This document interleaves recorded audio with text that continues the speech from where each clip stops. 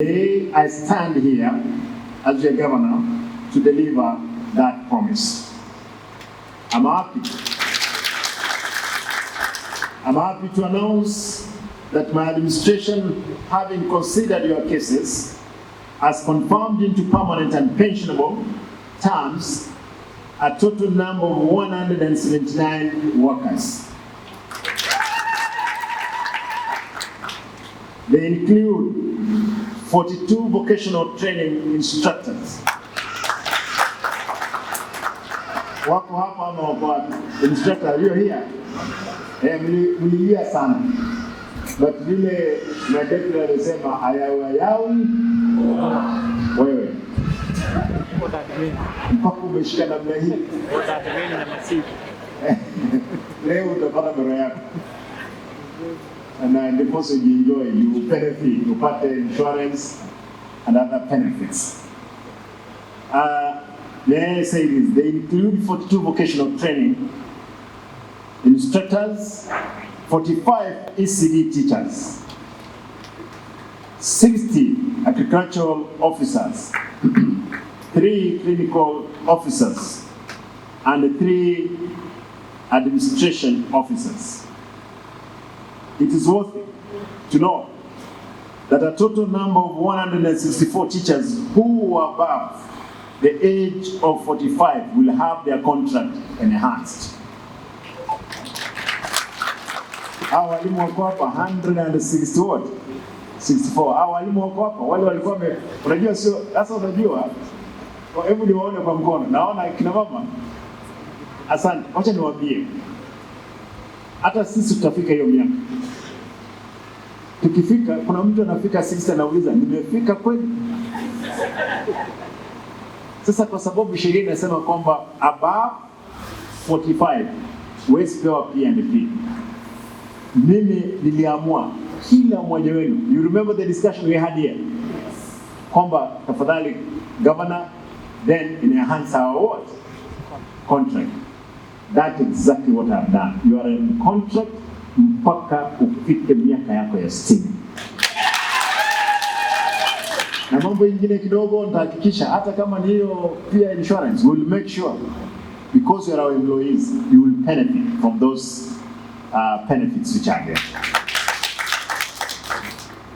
Kwa hivyo waziri amesema kitu mzuri hapo. Tafadhali kama umepewa kazi, enda hawa watoto ni watoto wako, ni watoto wa wajukuu wako, wasome.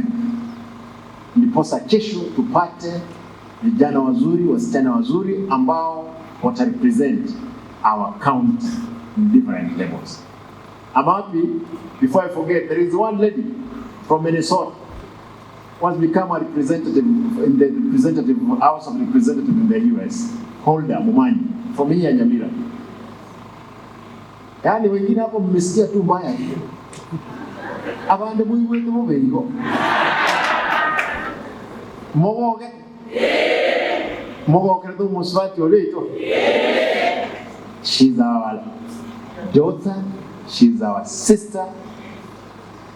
Lero mutangani ense yabanta barobange tabanta bamwamu. Ko make sure ngobeire omubunge.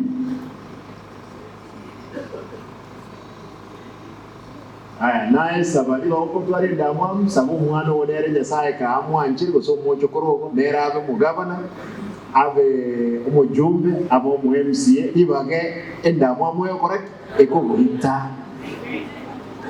Amen. Amen. Good. Besides, I have instructed my team to expedite cases of 12 officers who were employed but their shortlisting record is not available, including one of our doctors. Additionally, a total of 13 ECD teachers who exceeded the advertised number are also being considered for absorption.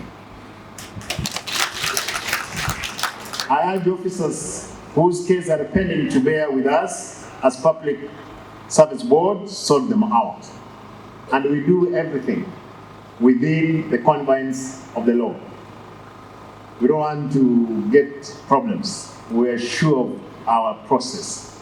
Kwa hivyo tafadhali, kama unajua kwamba there is one of you have a case pending with the board, relax, you will be sorted out. But again, let me say this. There are those ones who been implicated in many malpractices. Wengine they have altered their papers. Some have presented fake certificates for you to get into office. We can't look back. The only assurance we want to give you is that as long as you've gone to school and your papers are in place, you'll be employed. The administration has sought partnership with various organizations to enhance education in learning institutions that are involved.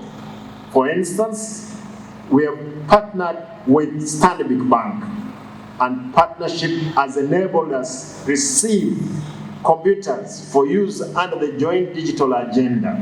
Our vocational training center have already received the first batch of these gadgets that are crucial in the training of youths. Besides, several youths are undergoing training on ICT under this partnership. And I'm excited to announce that we will have the first graduation next month. Further, my government has partnered with Kenya Commercial Bank Foundation to offer scholarship for several vocational training centers, including fashion and design, electrical installation, plumbing, hairdressing, tailoring, dressmaking, and motor vehicle mechanics. May I stress on this point? I went out of my way, pleaded, went down my knees to plead with Kenya Commercial Bank, and they indeed came in handy. They gave us 25 million. We decided to give in 25 to make it 50. To help those ones who finish school and who cannot make the university. I expect you to strictly adhere to Chapter 6 of the Constitution, which stipulates that you should behave responsibly and with integrity, be accountable and disciplined. Besides, you will be required to follow the code of conduct of public